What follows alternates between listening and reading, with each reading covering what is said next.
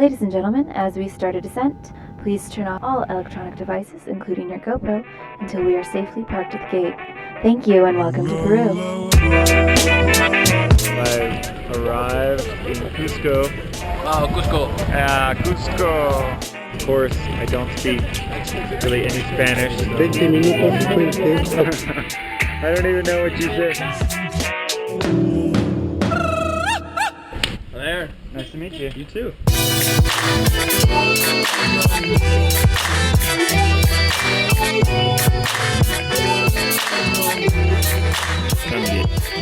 Time to get sideways.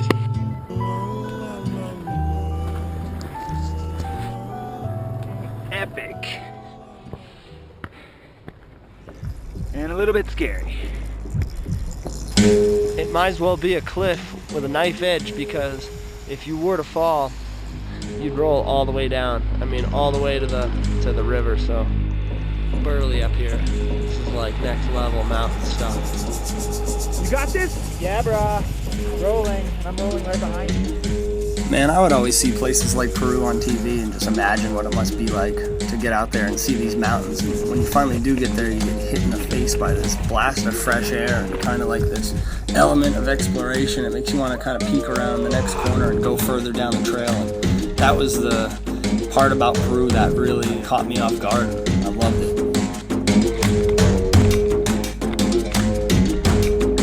Probably about 14,000 feet right here. Highest I've ever been. That is epic.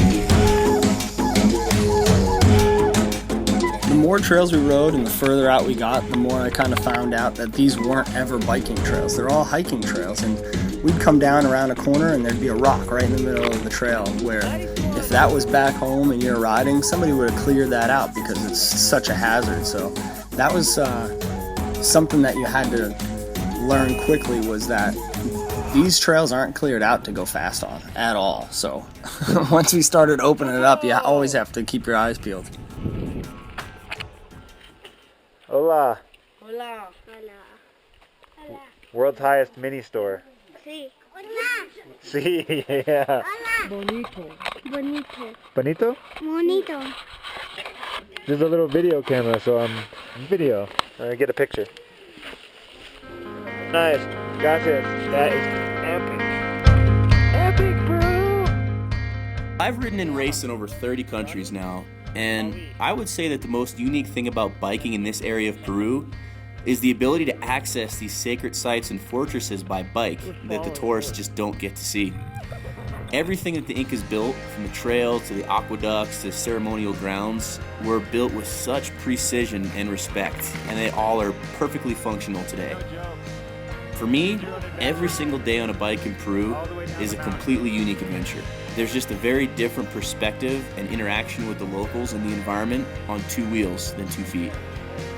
After a couple days and countless miles of riding, the thing that really kind of surprised me the most was that there are Inca ruins everywhere. It's not just isolated to one area like Machu Picchu. The locals are the ones that clear them off with machetes, and there's huge hillsides of just these buried Inca ruins. I always look forward to getting into these villages and watching all the kids kind of climb out of the woodworks, and they'd be crawling all over each other, laughing and smiling, giggling, and looking at our bikes and grabbing them. And I always wonder what they're thinking, you know, looking back at us and all of our gear and our bikes. We must just look so crazy to them. The most surprising thing about this trip for me were how many of the locals we were able to laugh with along our journey. There were just so many occasions on this trip that I laughed until my laugh muscles ached.